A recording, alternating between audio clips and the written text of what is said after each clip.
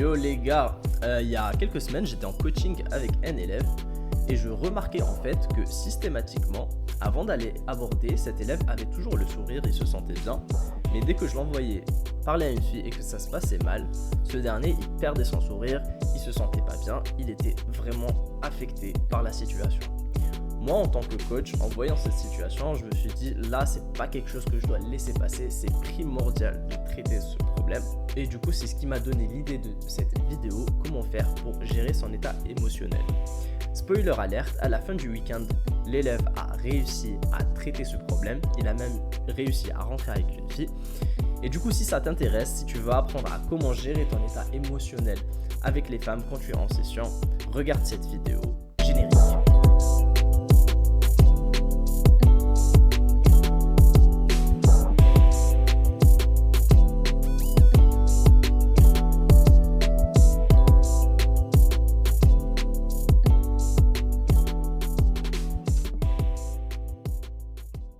Et du coup, comme je le disais précédemment, pendant ce coaching-là, l'élève, en fait, il était très affecté par la réaction que les filles pouvaient avoir. Et ça, justement, dans le domaine de la séduction, on ne peut pas se permettre d'être autant réactif par l'environnement qui est autour de nous. Parce qu'en fait, ça va dicter nos résultats. Si tu laisses l'environnement, en fait, dicter ton état émotionnel et dicter les actions que tu vas entreprendre, en fait, tu vas être beaucoup moins pragmatique, tu vas être beaucoup moins logique et c'est en fait tes émotions qui vont dicter tes résultats. Et donc, ça sort de ton contrôle. Or, si tu arrives à contrôler tes émotions, tu seras beaucoup plus séduisant, tu auras le contrôle sur l'environnement qui sera autour de toi et tu atteindras tes objectifs de manière beaucoup plus pragmatique, logique et réaliste. En fait, les stoïciens, ils ont inventé un concept qui s'appelle la dichotomie du contrôle dans un livre qui s'appelle, si je dis pas de bêtises, c'est le manuel d'Épictète. Et en gros, dans ce livre-là, en fait, Épictète, il divise les événements en deux catégories. Tu as les événements qui sont en ton contrôle et les événements qui ne sont pas en ton contrôle. Et en fait, les stoïciens, ce qu'ils préconisent justement pour avoir une vie heureuse et être dans la stabilité émotionnelle, c'est de se concentrer uniquement sur les événements qu'on contrôle. Et là, tu te dis, mais pourquoi il est en train de me raconter ça alors que moi, je veux juste apprendre à gérer mes émotions avec les filles? Eh bien justement, en appliquant la dichotomie du contrôle sur les femmes, en fait, tu vas te concentrer uniquement sur les actions qui sont en ton contrôle. Par exemple, dans une interaction, le fait de sourire, le fait de passer à l'action, le fait d'essayer de rendre l'interaction fun, le fait d'assumer son désir, de passer à l'action, etc., etc., etc. Alors que si tu te concentres sur le résultat, comme par exemple mon élève qui s'est concentré sur le fait d'avoir la validation ou non de la fille, en fait, tu es en train de te concentrer sur quelque chose qui n'est pas en ton contrôle. Et malheureusement, si tu te concentres sur quelque chose qui n'est pas en ton contrôle, le résultat, tu ne le contrôles pas. Et donc, ton état émotionnel aussi. Je t'invite justement à décortiquer les événements en général dans ta vie ou plus précisément avec les femmes, ce qui est en ton contrôle et ce qui n'est pas en ton contrôle, et te concentrer uniquement sur les actions.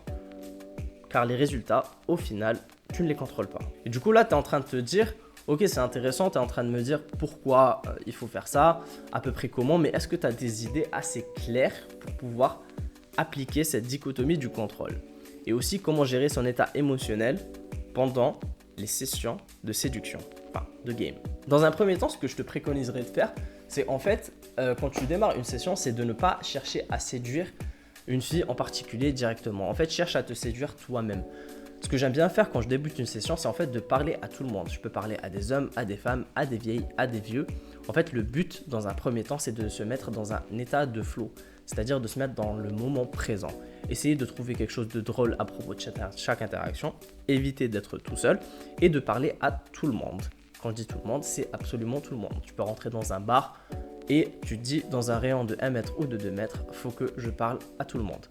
Le fait de faire ça, en fait, va permettre à ton cerveau d'être en mode présence. Notre cerveau, il est soit en mode analyse, soit en mode présence. Si tu es en mode analyse, tu seras dans ton contrôle, tu seras dans ta tête et tu seras beaucoup dans le jugement. Et donc, le passage à l'action va créer une certaine fatigue, une certaine résistance, ce qui va faire en fait que tu ne vas pas passer à l'action. Or, si la barrière à l'entrée, elle est plutôt réduite, là par exemple, je te dis d'aller parler à tout le monde, c'est quelque chose quand même qui demande moins de courage qu'aller parler à une fille qui te plaît, en fait, automatiquement, tu vas influencer ton cerveau et être dans un état de flow beaucoup plus facilement. Et ce qui va susciter beaucoup moins de fatigue. Parce qu'en fait, le fait d'être dans sa tête et le fait de juger l'environnement autour, ça va créer un certain niveau de fatigue, ce qu'on appelle la fatigue de jugement. D'autant plus, le fait de se mettre dans un état de flow, ça va avoir tendance à élever notre niveau d'énergie et donc nous rendre vraiment dans le moment présent. D'ailleurs, petit fun fact et petit secret par rapport à ça, si tu n'arrives pas à te mettre dans le moment présent, si tu n'arrives pas à te séduire toi-même, c'est impossible de séduire l'environnement autour de toi.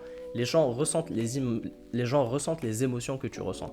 Si tu ressens des émotions négatives, les gens vont le détecter. Du coup, ça, c'est une étape primordiale. Deuxième conseil que je donnerai dans cette vidéo, et là, je pense que ça va pas plaire à tout le monde, en fait, c'est de parler uniquement à des prospects qualifiés. En vente, un prospect pas qualifié, en fait, c'est un prospect qui ne pourra pas acheter ton produit pour une raison X ou Y. En séduction, c'est un peu la même chose parce qu'en fait, tu n'es pas en train de vendre un produit. Ce que tu vends, en fait, c'est ta personne. Tu es en train de marketer ta personnalité. Du coup, quand tu es en session, ce qui logiquement, quand tu sors en session, c'est justement pour évoluer dans ce domaine-là, je t'invite à parler à des prospects uniquement qualifiés.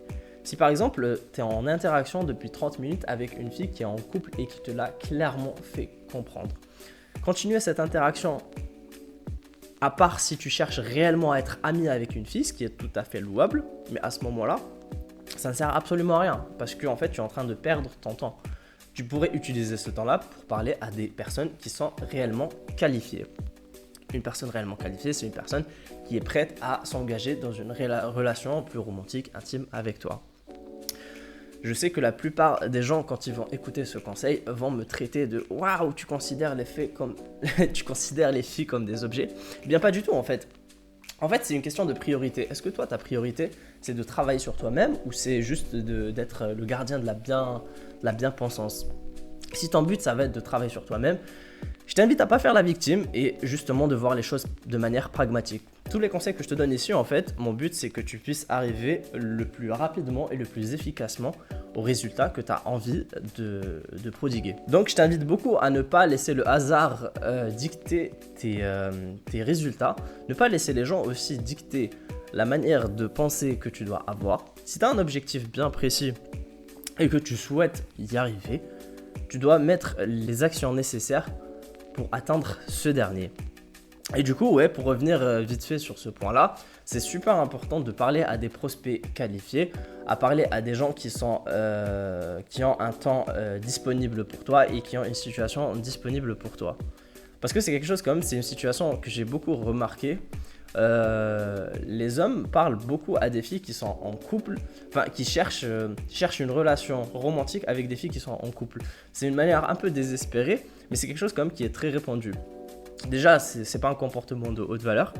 Et de deux, en fait, vous perdez votre temps parce que vous êtes en train de jouer sur un environnement qui n'est pas du tout en votre contrôle. Et on peut trouver plein d'autres exemples pour parler de prospects qualifiés. Si par exemple, tu es en train de parler à une fille et qu'elle va quitter la ville dans l'heure qui suit, ça ne sert absolument à rien de continuer l'interaction.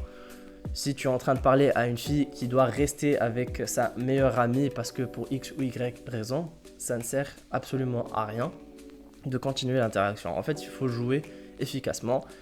Ici, les gars, on joue pour gagner, on ne joue pas pour jouer. Autre conseil que je pourrais te donner, c'est un conseil quand même que j'ai dit pas mal de fois sur cette chaîne. En fait, c'est de prendre cette compétence réellement au sérieux et ne pas laisser le hasard dicter tes résultats. Il y a j'ai donné vraiment beaucoup de conseils sur cette chaîne de comment on fait pour prendre cette compétence au sérieux, comme par exemple prévoir ses sessions, écrire des field reports, etc., etc., etc.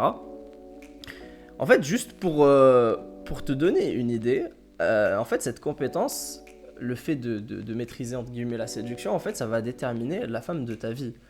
Si tu préfères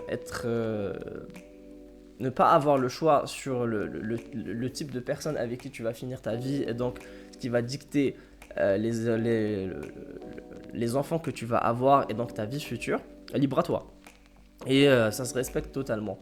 Mais moi personnellement, à titre personnel et d'autres personnes qui m'entourent, on a décidé de prendre cette compétence au sérieux parce que notre femme, la femme avec qui on va finir notre vie, nos enfants, tout ça, c'est quelque chose quand même qui est assez important.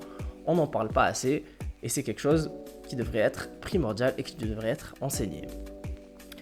Maintenant, libre à toi de faire ce que tu veux. Du coup, pour résumer dans cette vidéo, pour résumer cette vidéo en quelques étapes, Je te dirais, dans un premier temps, de ne pas chercher au début de tes sessions à toujours séduire directement une fille.